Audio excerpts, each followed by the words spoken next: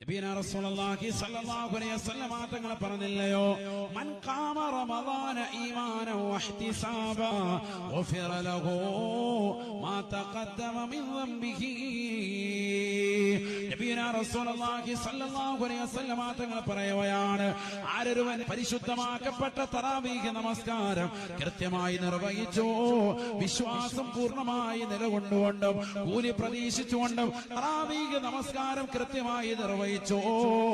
പരിശുദ്ധമായ റമദാനിൽ ആ നമസ്കാരം ശ്രദ്ധ പതിപ്പിച്ചു,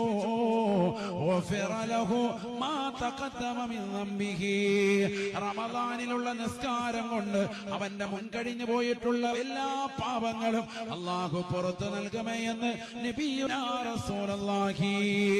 നിന്റെ ജീവിതത്തിൽ ചെയ്തു പോയിട്ടുള്ള എല്ലാ മുൻ പാപങ്ങളും ചെറുപാപങ്ങളും അല്ലാഹു പുറത്തു നൽകുന്ന അമലാ തറാവീഹ്